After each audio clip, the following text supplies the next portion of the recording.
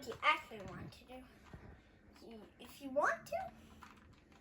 So, but if I just do, if I just look for the best, cases. I think I will go. I could live.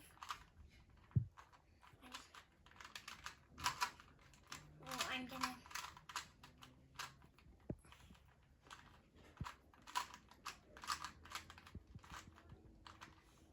So it's the same thing of this. It's the same thing they did on 3x3. So go watch that video.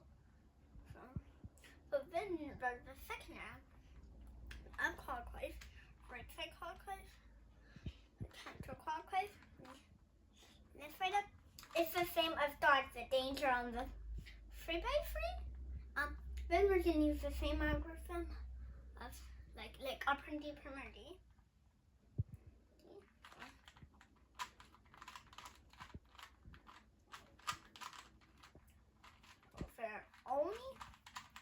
There are only two algorithms to learn.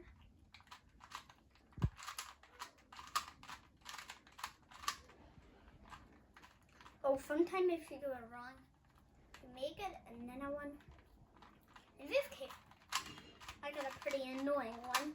But no matter which one I looked at, it was the worst case scenario.